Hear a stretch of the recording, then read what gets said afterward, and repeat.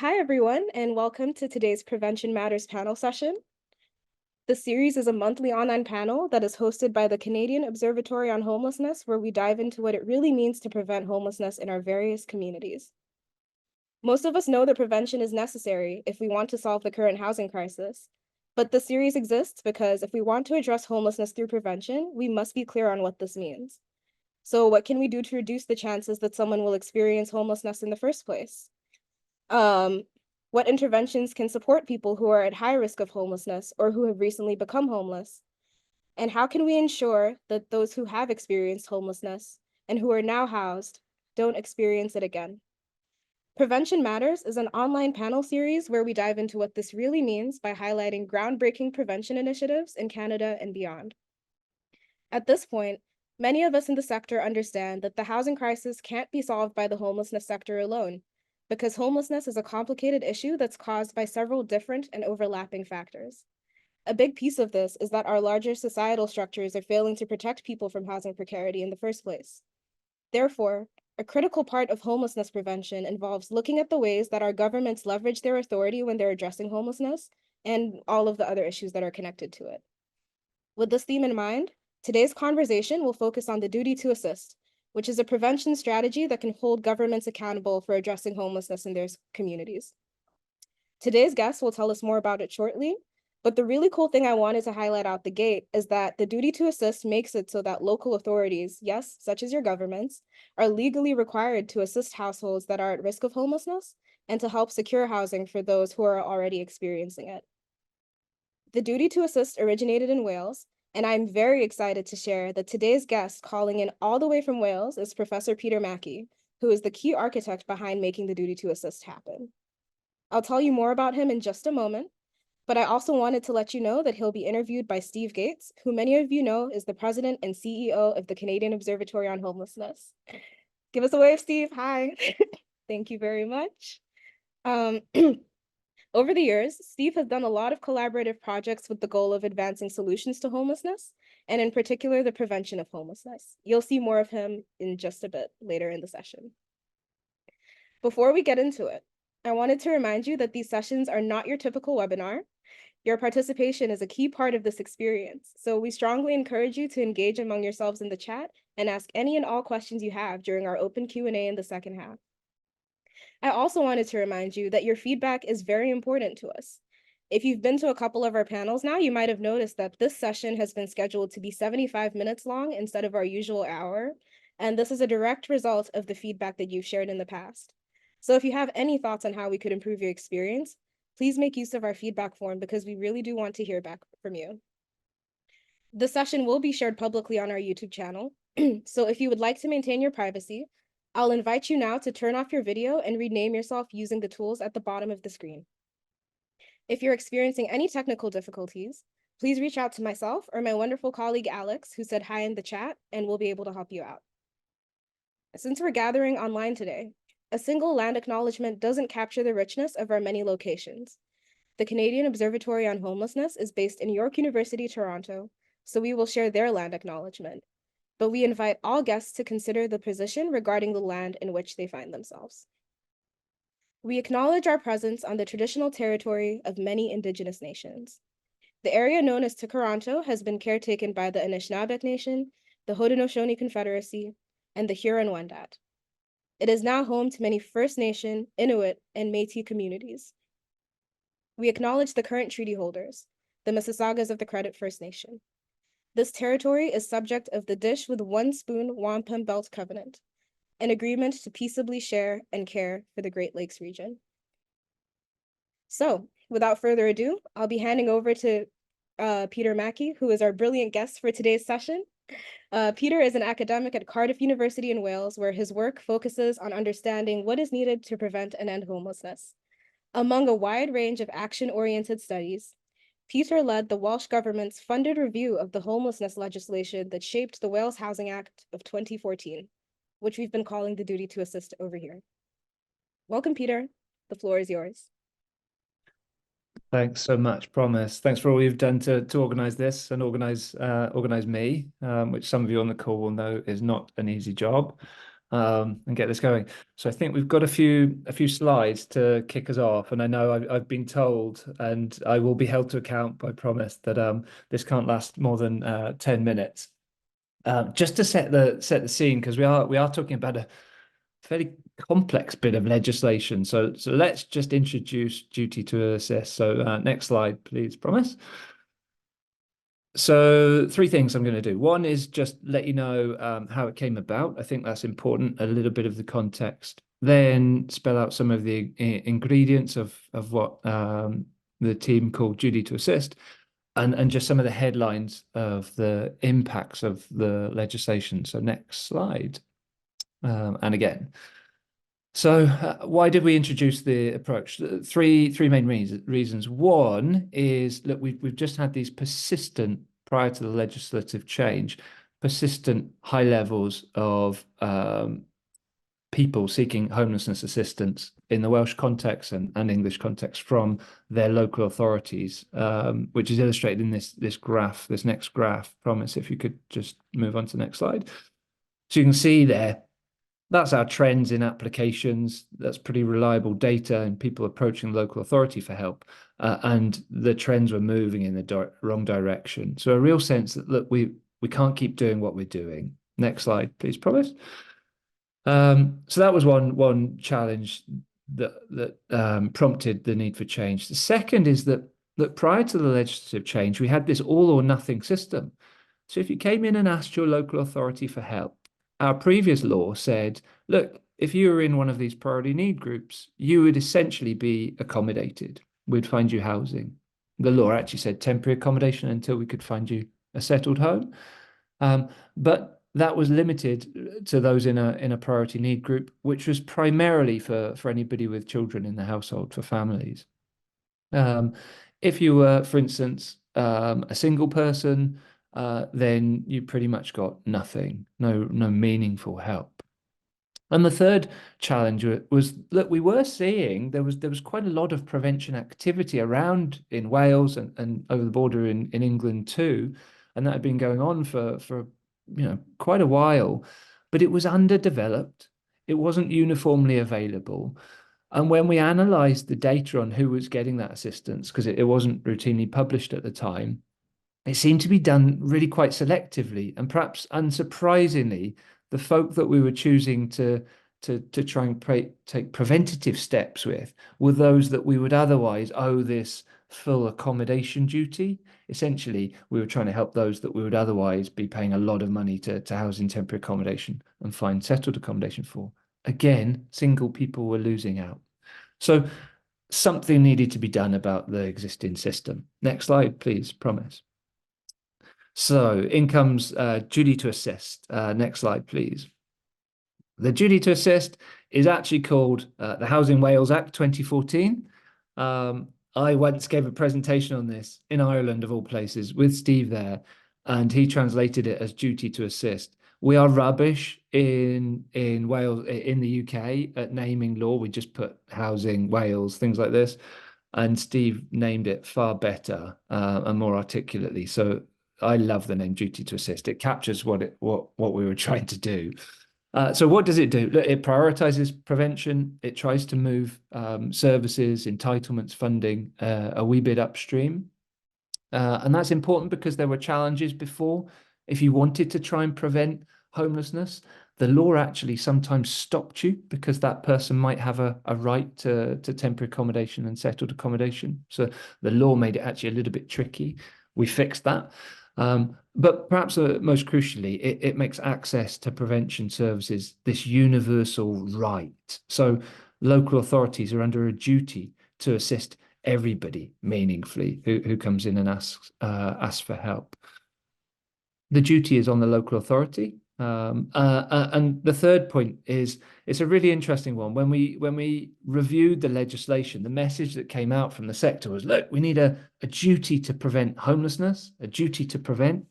When you actually try to put that into law, you can't, because somebody's going to fail. So the phrasing that we came up with was, and it's widely used in law outside of this piece of legislation, this idea of reasonable steps. So local authorities were required to take reasonable steps to help prevent and relieve homelessness, and had to have recourse to a range of different interventions in delivering on those steps. So it's not an absolute duty to house somebody, it's a best efforts duty, a duty to assist. And the guidance and the law says that you're supposed to look at what suits and is best suited to each individual who's presenting, and prevention is seen as a success if the solution is likely to last for 6 months. And I'm sure there'll be lots of questions around this as we go on to have a chat in a moment. And finally, the law brought in a requirement that people were expected to cooperate with the steps that local authorities were taking. So the applicants, the people seeking help. Next slide, please, promise. This is just a slightly complicated illustration. I've tried to simplify it as much as you can. There are 3 stages. You can apply before homelessness. That's stage 1, where you're threatened with homelessness. There's a duty to try and prevent it. That might fail. The efforts to assist you might fail, or you might seek help when it's too late. You've already lost your accommodation. There's still a duty there to help secure accommodation. You've still got to take reasonable steps as the local government. If that fails, there is still this duty to secure accommodation for priority groups. So if you've got children and some other additional groups. Next slide, please, promise. Okay, so what have been the main impacts so far?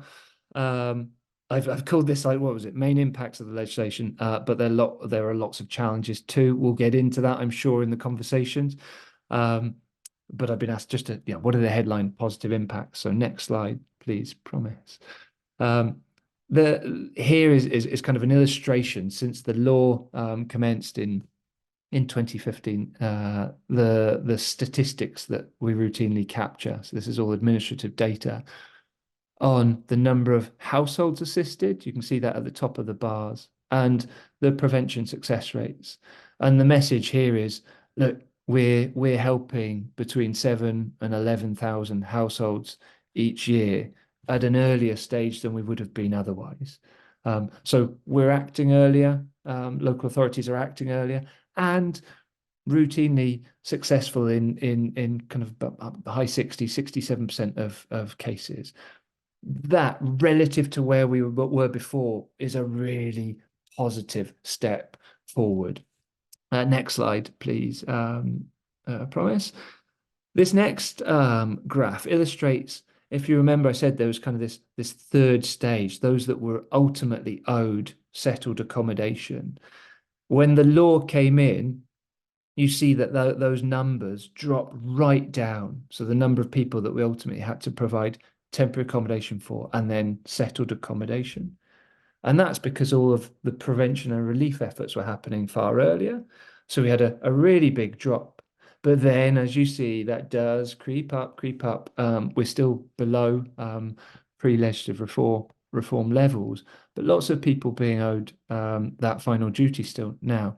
Now that growing trend is at least partly due to kind of the structural conditions in the Welsh and the UK context since the legislation came in. We're not building enough affordable homes. We've massively reduced welfare assistance to households. These are Westminster government decisions. And that's basically led to more and more people applying full stop, whether that's at prevention or relief stage. But we can get into some of the detail of this later on. Next slide, please, promise. And we're pretty much there now. The last point to make is, look, you'll remember I said under the old system, it was an all or nothing system. And if you were a single person, you really did fall out of the kind of meaningful assistance.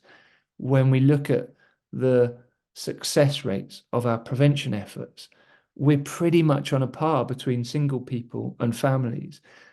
if you were single and you'd entered the system prior to that legislative reform, these figures would have been in single digits. So a real change. As I say, there is lots we can talk about the challenges and things that haven't worked and where we need to go. But for the moment, that's the headlines of what the legislation has achieved. Next slide. And that's it. Diolch yn fawr. Thank you very much. Merci. And I'm really looking forward to the chat. Great. I had to get my microphone on there. Thank you, Peter, for the presentation. I have to say that the first time I was exposed to this, which was, that time in Ireland, in Dublin, it blew me away. I thought, my God, this is the future. Like an approach to homelessness that is universal, that is rights-based, that is actionable in terms of prevention, that everyone who is at risk has the right to support. I've never seen anything like that. And so it hasn't been around that long. It was 2014 when the legislation was first introduced. So it's 10-year anniversary. Happy birthday, Duty to Assist. But the questions I'm going to be asking will, first I want to get into like operationally, what does it look like? And then we'll move to things that are changing. And so if we can kind of like paint a picture, I always like kind of like to understand the flow almost visually, right? So somebody is at risk, it could be through evictions prevention or through evictions. Is that, by the way, is that the most likely way of identifying someone who's right? And so they're on a list. There's a notice, at least in Canada, there would be a notice, an application to evict someone. It's there's complexity to the eviction process. So someone is identified by the local authority, and then what happens? Who engages the person? What are they supposed to do? What actually happens? Yeah, so it's important, a couple of contexts. So evictions is one of the most common reasons in the Welsh context why somebody would become homeless, and that's primarily now almost entirely from the private rented sector. But also relationship breakdown is a really common cause. So family relationships breaking down, but also young people leaving the family home, but primarily couples breaking up. So there are our primary triggers. The root causes are much more structural. But what we don't have in the legislation is a requirement that, for instance, a landlord would notify the local authority.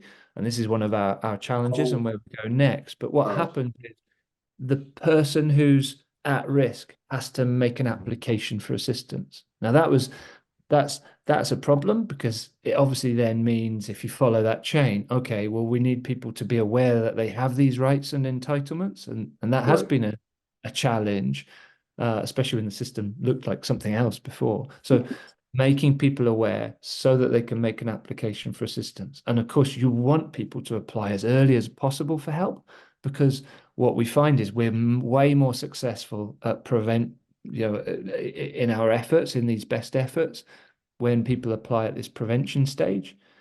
The same duties apply if you are already homeless, to take steps to resolve your homelessness. We're way less successful there because you don't have the home to try and keep somebody in. So let's say a landlord wants to evict you at the prevention stage, you can negotiate with that landlord, you can look at some of the underlying causes and you can address some of them. You can't do that when somebody's already homeless. But it looks like that. Somebody has to make an application, and then they're assisted by the local authority. And it's worth saying that we recognized this challenge when we were developing it. We got it through. We did some learning, and then when England essentially copied the legislation, they brought in another component that was what they call the duty to refer, that tried to fix that small issue, that said, well, hold on, let's put a duty on some of our public institutions to at least refer people in. So, for instance, prisons have to refer if somebody's going to be homeless. That's another story about how effectively that's working and where we're going. But that's the route in, and then the local authority has to help. And so, some of the kind of things that happen in other places is that there's that duty to help, but often the help is, we're going to help you get into a homeless shelter. Like, what are the expectations in terms of, if people accept the offer of assistance, then what's the expectation? Yeah, so the as I said in the presentation, is meant to be kind of really individualized support. What would work for you? And in plenty of instances that's the case.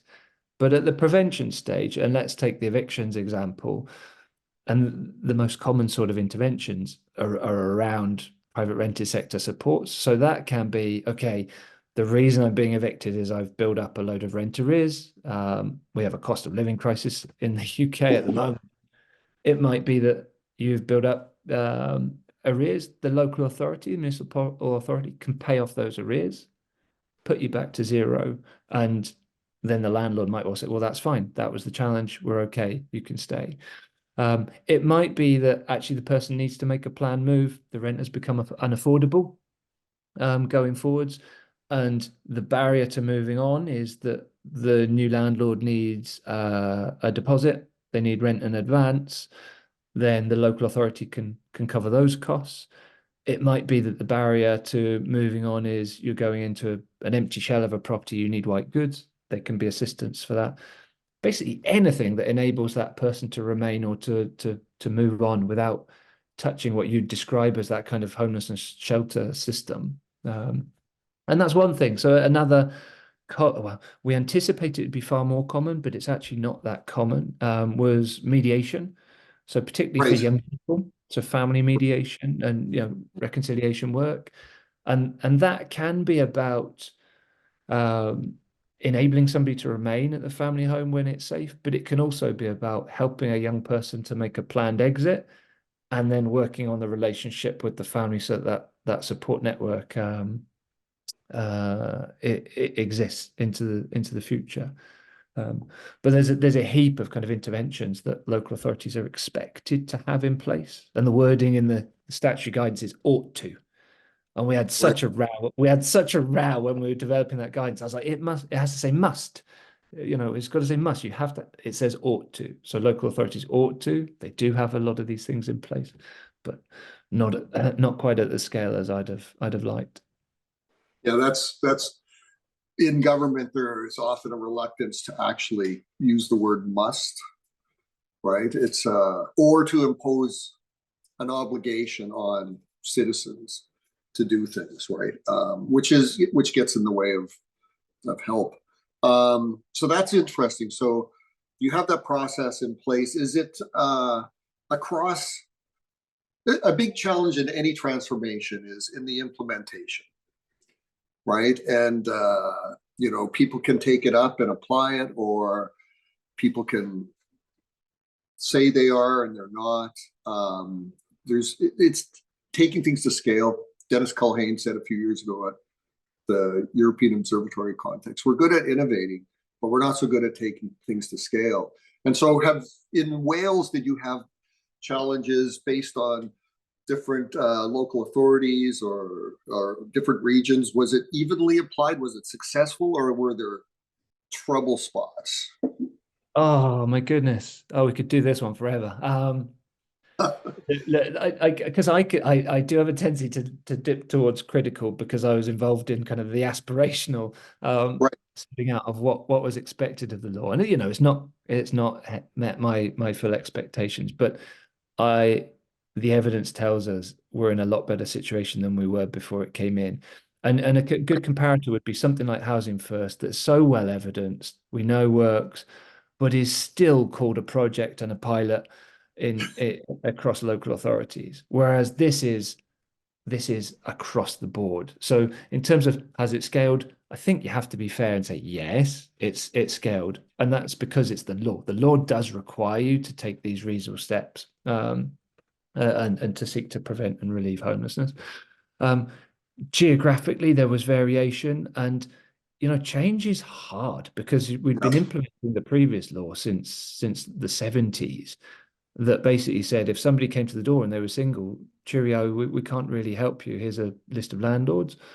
And if your families enter into temporary accommodation, that was the mechanism of the law. A lot of time was spent excluding people, proving that you're not able to access assistance.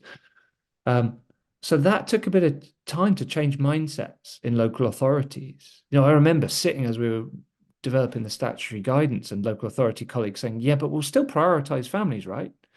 I'm like, well, no, everybody's getting help. It's not a prioritization issue. Everybody's going to get meaningful assistance. So there were challenges going forward. We had some authorities that were trying to still prioritize. We had some authorities that were trying to move people to other areas where they had a local connection, even though the law at this early stage was meant to be blind of where they were from. We had all of that to deal with. We had a private consultant come in who was trying to support local authorities in their implementation, but was basically trying to guide people how to work around the law and not within the spirit of the law, and that had to be dealt with. So there were all these implementation challenges for sure. But local authorities came around and they are delivering the law, not as to the full expectations and aspirations that some of us had for the law, where it was really going to be working with individuals, small caseloads. It came in at a time when local authority budgets were being cut and cut and cut. So the caseworkers delivering these supports have ridiculously high caseloads, and so can't do the kind of really tailored support that the law had aspired for. Wow, that's very interesting because it speaks to also some of the just general challenges and supporting people who are homeless, regardless of the intervention. So Peter, you came to Canada. You've been to Canada how many times? I don't know, 3 maybe or so. Are you applying for citizenship? Because I wish. We could use you here. But you came over at a time when we were looking at how would this work with young people experiencing homelessness. Given our concern that it's we thought it'd be highly unlikely, a young person would go to the municipal government and ask for assistance because they wouldn't even, first, they may not consider themselves homeless if they're couch surfing or sleeping outside. And second, that's not how people operate, right? So in taking a human-centered design approach, we started with who would young people tell that they were experiencing homelessness? And it would be, the friends parents may know. It could be a teacher or a coach or an instructor. It could be a faith leader, a nurse, an employment counselor, that kind of thing. And so it's very much directed by what are the public institutions that a young person would touch, and schools being the place, the primary public institution that young people engage with. We thought that might work. And so the question is, so we were going to do a pilot, and then the pandemic came and blew that out of the water, a pilot in Hamilton. But what are your thoughts or experiences in terms of youth homelessness? Because I'm not sure the age at which you count as homeless is in Wales, but I know in Ireland it's 18, which is about 5 or 6 years too late, I think, in terms of addressing the needs of homeless youth. But do young people under 18 get support? Are young people accessing it? Does it present a different challenge in terms of them connecting up and getting the support they need? Yeah, good question. So it's primarily legislation that's assisting in fact it's households make an application. The personal application that the household is entitled to the assistance. So it's primarily adults who are making the application for their household. you can't have a tenancy in Wales until you're 18, which is Right. interesting. In Scotland, that's different. You can have it younger. You'd still be legally a child, 16, 17, and so social services would be expected to intervene. And in fact, it's a little bit of the Housing Wales Act did clarify that, because there was a contentious bit that emerged in the legislation prior to 2014 that said, whose job is it? Because the law, our priority need groups, got extended to include 16 and 17-year-olds. And but then they're still children, so social services should have responsibility. In the law, there's various judgments that clarified that, etc. So at 16, 17, you can be entering the legislation, but still social services should be providing your accommodation. And in fact, there's been a really clear steer even recently. It says stop using any homelessness legislation and system to get people, particularly who are leaving care, into homelessness accommodation. You need to be providing settled accommodation outside of that system. So, but you can kind of broadly enter 16, 17, 18. When we get into this kind of early prevention stage, the legislation is not working there for children and young people. And there's a real recognition of that. It's working adult population where evictions and relationship breakdown are the primary triggers, so long as you're aware that helps there. But it does lead on to where we're heading next. And I don't know whether now's a time to meander into that. But I by the way, I have no notes on this. I'm not going to any script. So but I did know you were going to ask me what's happening next. Right. That we recognize the limitations, and we recently had a group brought together, an advisory group brought together to look at what further reforms, essentially duty to assist Mark II, might look like. And some really interesting proposals came forward, and Welsh Government have now consulted on those, and that consultation is closer, a really exciting point. And that recognised all of these challenges. It said, look, if we really want to prevent homelessness, truly prevent it, we need to be acting earlier, and we need these other institutions in place. And we probably even don't want to be talking about homelessness. It's a likelihood, but the supports are generally going to be just talking about home life and finding solutions far earlier. And so there's all sorts of changes in the law, but two of them. The first one and the keystone of it is a duty on other public bodies to identify and act. So basically, you guys need to do the job of finding out who's at risk, and not just refer them to us as the kind of English have on the duty to refer. One, you've got to prove that you're identifying people at risk. And two, you act within your own powers to do something to prevent that coming to fruition. And of course, you refer to housing teams and others, but identify people and act to prevent. So getting them as part of the solution. And also there's another bit that says they have to cooperate, the actual public bodies in solutions. So for instance, some of our mental health services, we've struggled to get on board through COVID after COVID. They were great in COVID, but to actually be there as part of the solution. Sometimes the waiting lists are too long, inevitably, because of public funding cuts, etc. But legislation that's going to ask them to identify and act, but also cooperate in any later solutions. So that's going to be a major change in a further shift upstream. So if you can imagine, current duty to assist is here. You've got to make an application for help and its best efforts. Now it's other public bodies are going to try and identify you that you're at risk, and they're going to take some steps to help prevent, and housing will be there too.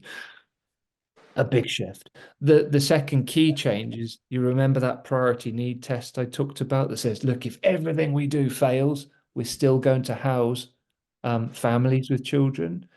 They're getting rid of that priority need test, which basically says, if all of these prevention efforts fail, by the way, you've got to house these folk. Doesn't matter who you are. And that happened. So that abolition of the priority need test in law happened in Scotland and was achieved by 2012. So we know that's possible. So that's next steps, and will have a massive impact, I think, on on that space around children at risk. So identifying where there's family and relationship breakdown, and then, for instance, intervening with family mediation and other things. Very interesting. I'm going to now go to some of the questions that people have put forward. Someone said, I'm curious if there has been analysis of the data to see if there are any trends in the populations whose support efforts were not successful in preventing their homelessness. Are there targeted efforts that can be taken to support those individuals? And I'll add that that's a similar problem with Housing First, right? If we can house 80% of the people in the program, that's really good, but it raises the question, what do we do to support the other 20%? Yeah, really good question. Our data is appalling. It is really, really, really poor.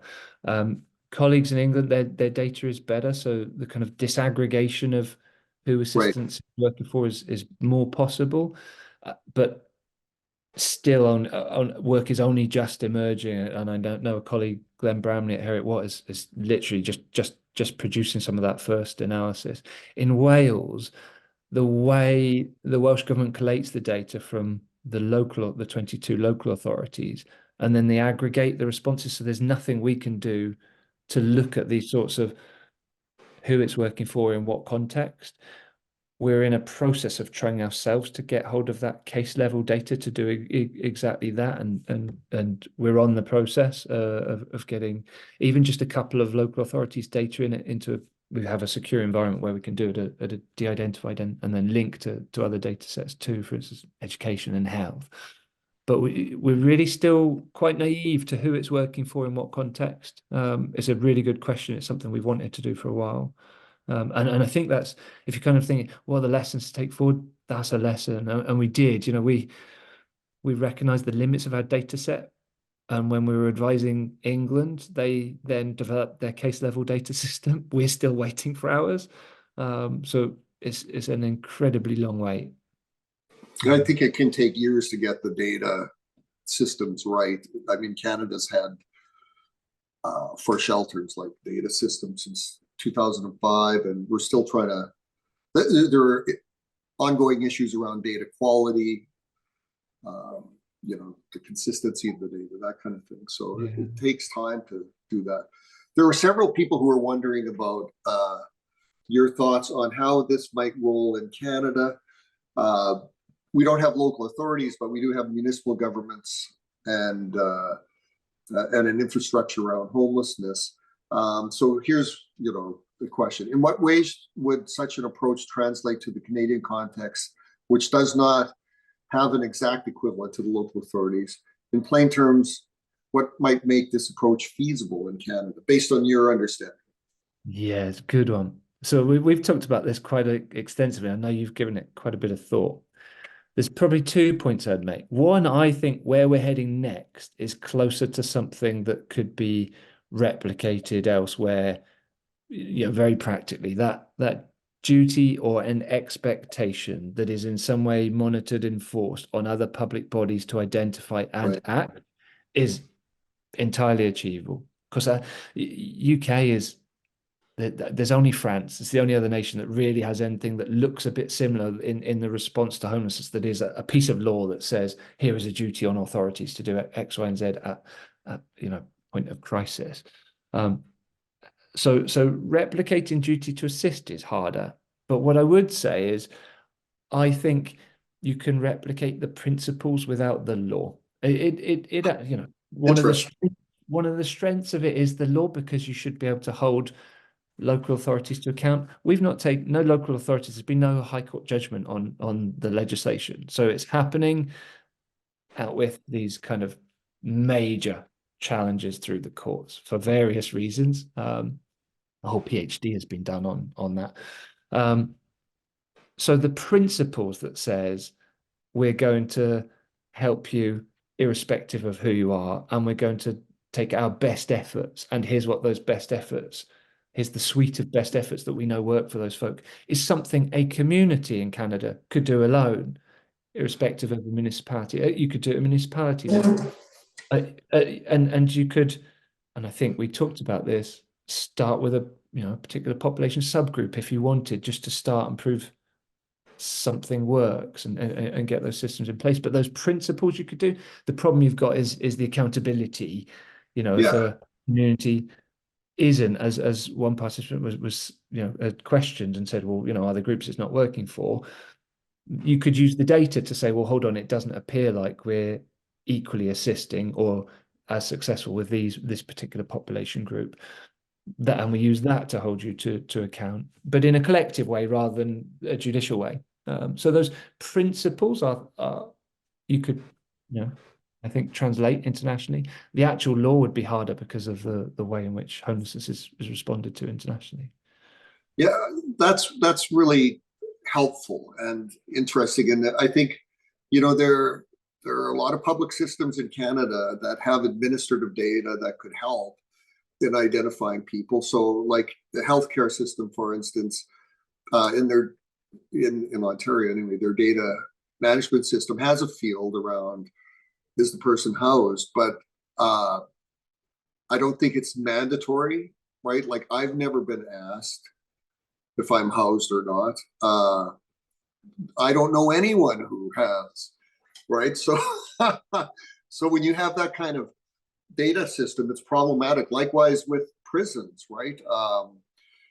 Their data on who is homeless is very fragmented. Like people can be housed when they are charged with a crime. While they're on remand, they may lose their job and their housing, and there's no obligation of the state to help them to be housed. And same with evictions, like landlord tenant legislation is at the provincial and territorial level. So it's some ways it's the same everywhere, in some ways it's different. But there is data.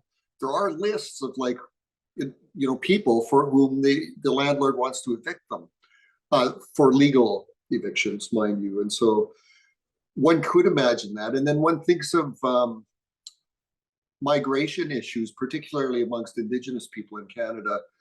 Many people will leave their home community up north looking for a better life because the opportunities aren't there, and many communities are underfunded and housing is appalling. And so what could we do when people arrive in town to help them right away, right? To reach out. So I think that there's lots that could be done in Canada.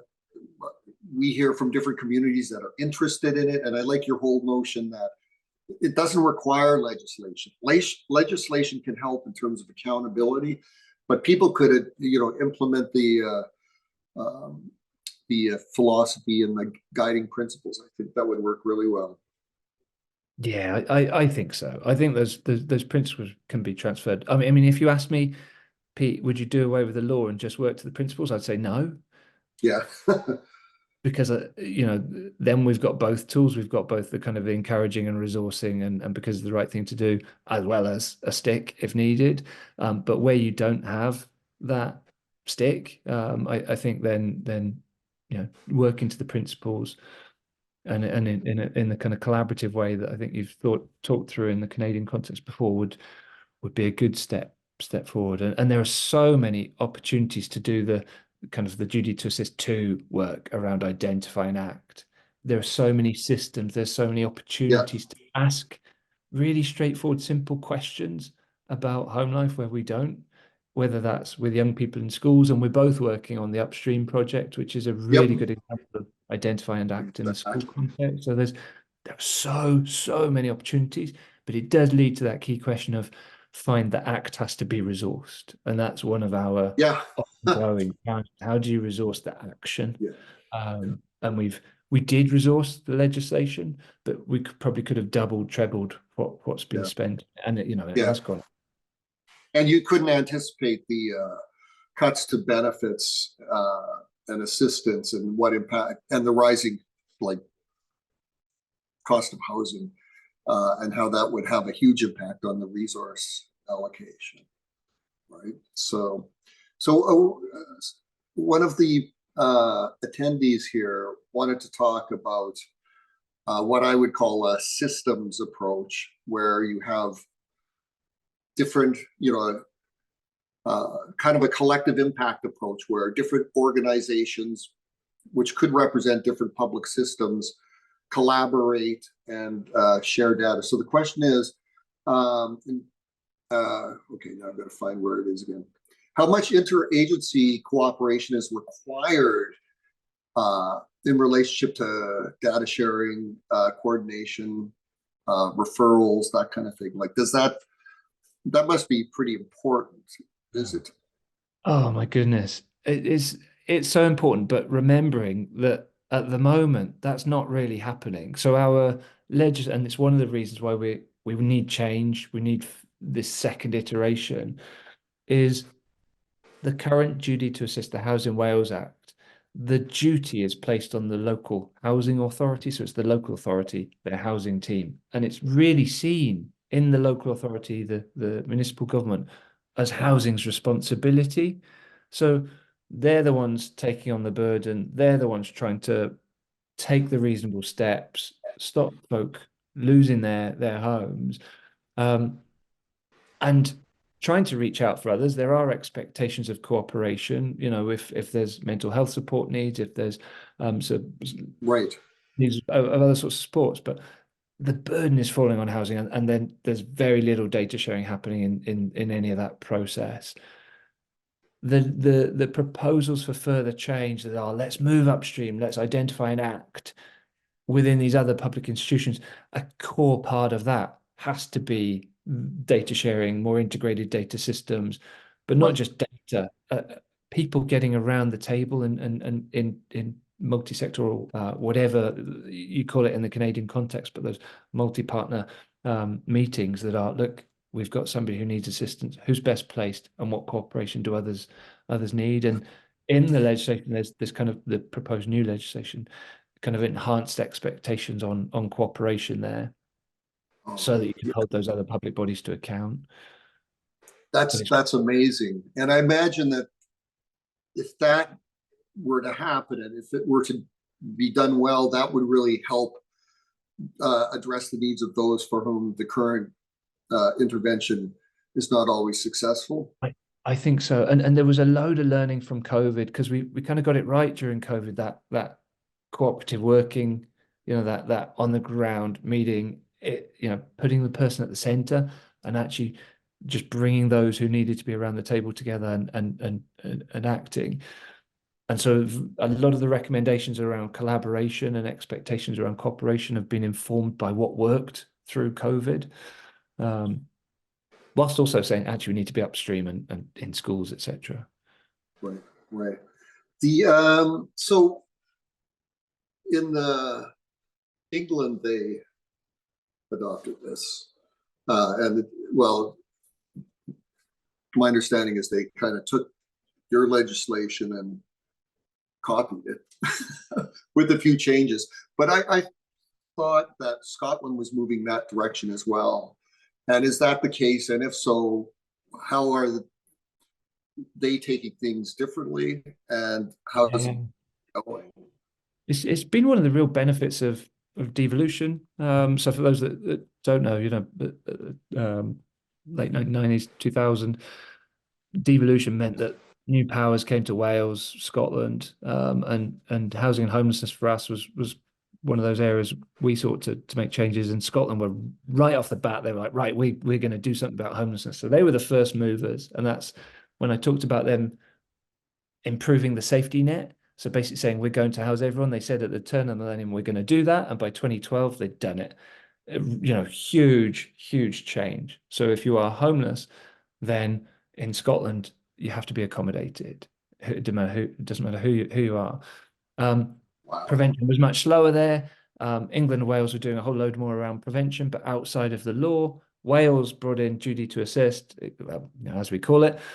England said, that's great, we'll follow that through. And there's a whole story about that policy mobility process, the key role of third sector partners, of academics, like Suzanne Fitzpatrick, of elected members seeing this through. So England took the Welsh legislation. They adapted a bit. So as I say, they learned, so they brought in that duty to refer. And then Scotland is then looking back down and saying, okay, we want to do some of that. We're doing bits of prevention, but it doesn't sit with our law. And there were some challenges that they'd gone through there. So they went through the exact same kind of advisory group process, in fact, just before us, and came up with the Ask and Act recommendation. Theirs wasn't Right. identified, same thing. And they've got I think the bill has just been put out. So they're literally at that stage. So, a few months ahead of us or a year ahead of us, and looking fairly similar to the kind of where Wales is also now going. So learning together, and just innovating, iterating. And the hope would be, look, if it happens in England and in Wales and Scotland, then England will then follow suit too. Yeah. So it's been this real kind of process of learning together. Yeah. Yeah, I think that's amazing. Like the differences between the countries, and understanding that can be enlightening for everybody, right? Because it can be like, oh, we didn't think of that. That would be helpful. I have a question for you as a researcher. So you were up close on and a key participant in the creation of the Housing Act, right?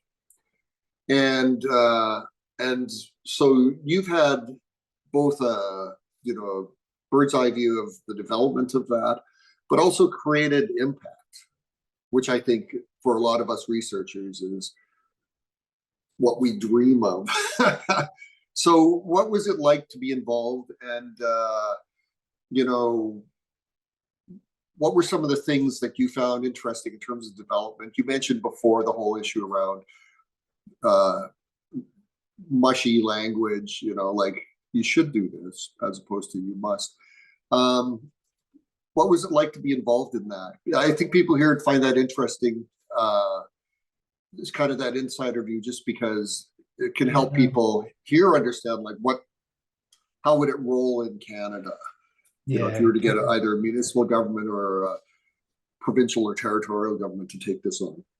Got you. Yeah, I mean, as you said, it's why we're in the jobs, isn't it? Yeah. I think you and I have talked before.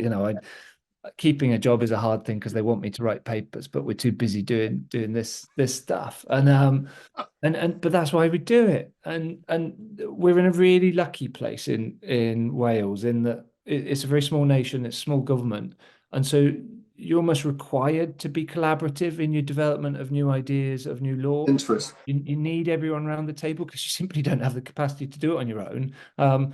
Even if you didn't want, academics around the table, you need them because you just need the additional bodies and minds. So we were really lucky, and that's not the only reason. There was a true desire to be collaborative in the development of the legislation. So you had Welsh government, you had local authorities represented who the duties were going to be on, you had housing associations who hold a lot of the social housing stock, you had academia, you had the third sector, voluntary community sector around the table. And when we did the research, we did the same. We had all those partners involved in generating the ideas, in reflecting critically on the proposals. So it was this iterative process and a collaborative one. And for me, it's probably the best piece of work I've ever been involved in, to see that journey. But the further we went on, the more I felt I was the custodian of the principles, because when you develop law, it goes in all sorts of different directions. The drafting lawyers come back and say, we can't share with you what the law says, but it's along these lines that we're heading. And you're like, because of some weird rules about what non-civil servants can then see at different stages. So there's this whole process of saying, well, no, you can't at this stage say that you're going to consider somebody's connection to the local area, because then all of a sudden, they can't just appear and ask for help. You're going to recreate a system that is putting up barriers. And the whole principle was to create a person-centered system that was trying to support people to find solutions. And so that became my role, was kind of being guardian of the principles. And and then leaving far smarter people to draft the actual law. And then the same process we're going through again is having that same mix of people around the table to advise on what the second stage of legislation will look like. And we actually learned this time around we've had the most amazing barrister sat around the advisory group who just turns up with 20 pages of legal advice and oh, okay, I understand where we went wrong the first one. So that collaborative approach was just incredible, and that has to be the route forward if you're looking to develop change. The other point that I would say is in terms of lived experience engagement in this later stages of development was just pivotal. Every meeting started with, look, here are the views of folk who've talked about this particular. We kind of take it theme by theme. Here are their views on this theme. Here are the things to be concerned about. It's a hell of a process. So that is interesting. So it's person-centered research that's needed. So you need people with lived experience that lived, knowledge participating. You need a kind of an interdisciplinary group of people, so the legal people can do things that others can't. The researchers at the table. That's all really important. And what about like dealing with government? Governments are complex things. So you have elected officials and their staff. You have public servants, and they ideally work together, but can have quite different interests. And also on the political side, there's often change. I mean, there is on the public service side as well. People get moved around, but how did that? It seems like things must have been right in those spaces as well to make this happen. In a previous conversation, you mentioned that the Minister of Housing was really outstanding. Yeah. So yeah, that's now public, by the way. So I know not to say anything to you that I don't want to be public. You did it really interesting. So in the development of the Housing Wales Act duty to assist, I think we had 3 different ministers at that time. We went through 3 different ministers, so very much led, I think, in that context by the civil servants, by that collaboration of people from across sectors, with ministers coming in and keeping it going, not disrupting it, because that can sometimes be what happens if you have new ministers. They're all of the same party. But there was a lot of change in the development of the Housing Wales Act. And also worth pointing out, it was an incredibly small number of people in the team. And it was one of the first pieces of law that we developed in Wales. So very, wow. very, very, very naive in lots of ways, collectively, but highly motivated, highly supportive, highly collaborative. On the more recent development, so, since the law is in place, it's being implemented, we had a big change in who the civil servants were, the number of civil servants, and then a new minister coming in. And since then, kind of 2000, maybe 18, we've had this period of stability of a larger number of civil servants and one minister. And that minister has been phenomenal. I mean, an incredibly strong minister, fighting for change, fighting for the budget to enable things to happen, recognizing for all the strengths of the law, we want to move upstream and getting commitments to do that, and having to, work with, for housing, which is always the small player, to be able to get health to agree, to be engaging with education and others is a big thing.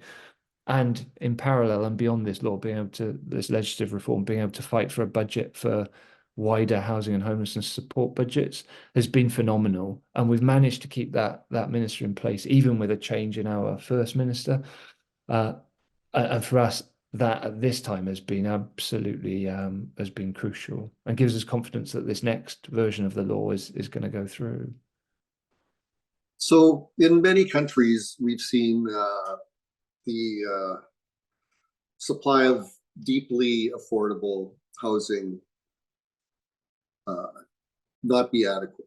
And I say deeply affordable because in Canada, affordable housing is a term that's used for people like me and my children. but also used to talk about people whose incomes are very low. And so the question, somebody had a question, wanted to say or find out, like, to what degree is the lack of deeply affordable housing now a spanner in the works, so to speak? And I think, going back to some of your comments, is it about lack of affordable housing, or is it the lack of resourcing the intervention? Because, you know, even with expensive housing, if you have the resources, you can house people. Absolutely on both. I mean, our 10-year split, we have I think a larger social housing supply. We're at about 16 to 17% of stock is social housing.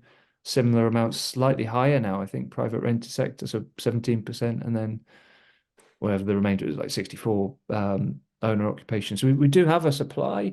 It's not enough, and you know, government makes commitments to build social housing and is just about keeping up with those commitments.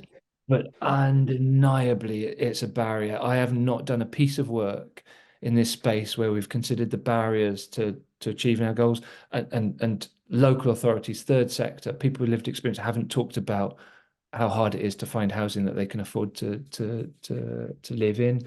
That is one of our challenges. But it's important to say we sometimes default to that. We have a lot of empty properties, the resources to bring those back into use. We also have, in terms of how you access that social housing, an allocation system, and that has a load of control locally over who gets in. And we could do, and Suzanne Fitzpatrick, Glenn Brownlee, Beth Watson team do this homelessness monitor across the UK. And one of the things they routinely pick up on is that we don't allocate a sufficient, or we allocate a lower proportion of our accommodation to people who are experiencing homelessness than other countries in the UK. So there's definitely space to allocate more people at higher risk into that social housing stock. Of course, that has implications for who else isn't getting into that stock. To build more, without a doubt, we need to do more and faster, but also to bring in stock that we've got. There are also issues around benefits. So people's ability to afford accommodation is hampered by Westminster decisions around how much benefits you get.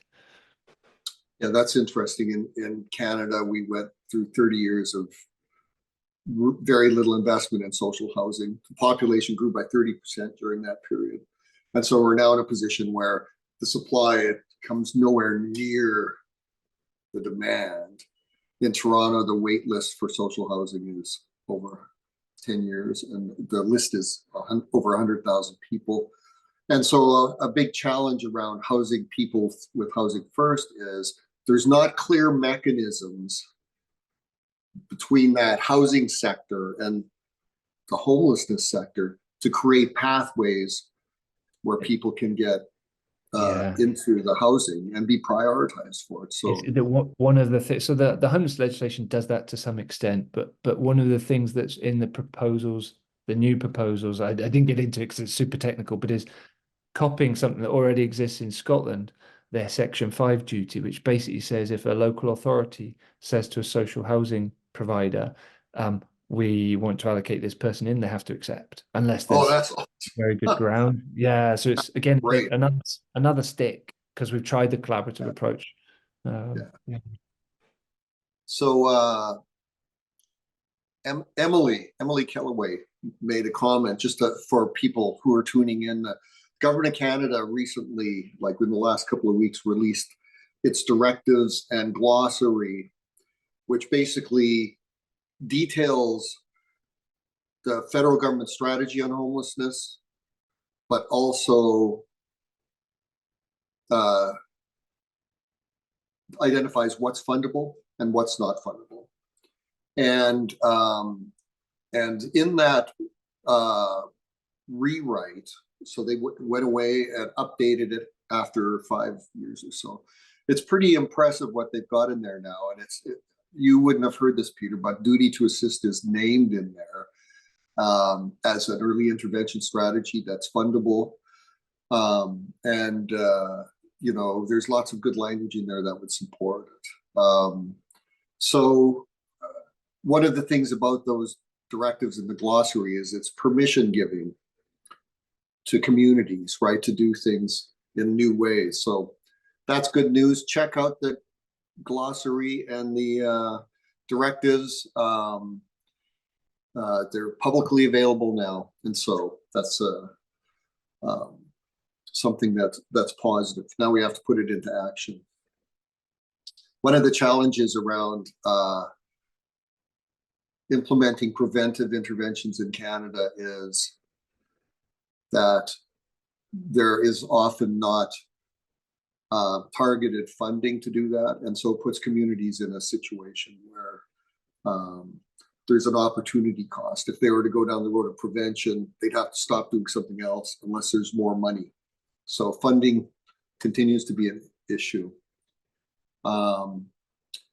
So I'm checking to see if there's any new questions here.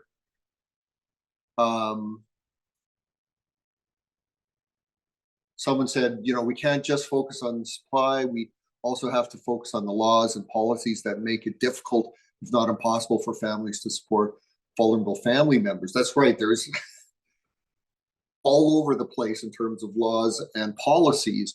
There are barriers to helping people.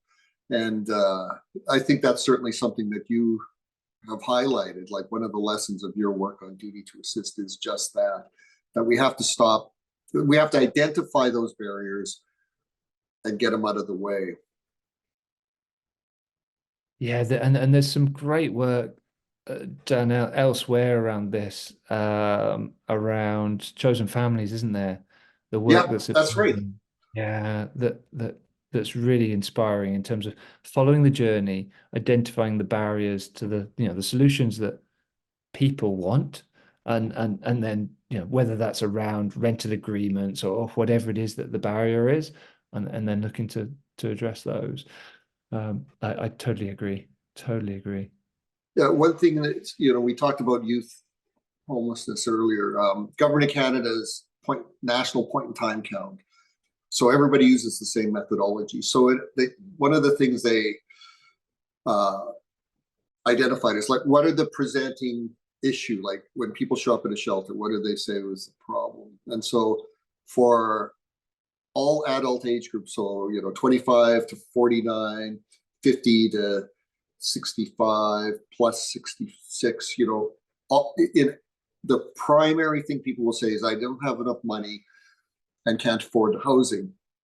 For youth, the primary, people can have multiple things they say, but the primary one is that.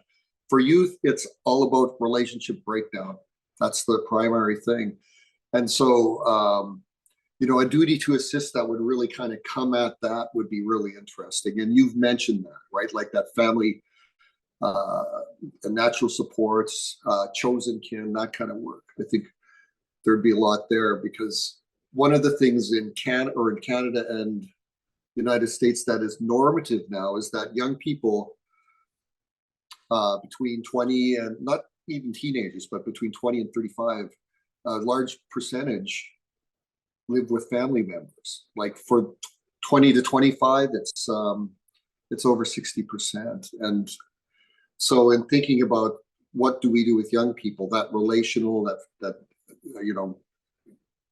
developing meaningful adults in their lives, I think would be like a key kind of approach in a duty to assist, which is a different kind of work than just getting you a lease, which may not be the best thing if someone doesn't have the income. So yeah. Peter, we're coming up close to the end. Is there anything you would like to say that you've been waiting to say? Although I want to say to everyone, for Peter, it's now dinner time, I do believe. So it's later in the day. You might be exhausted. Is there anything you'd like to add?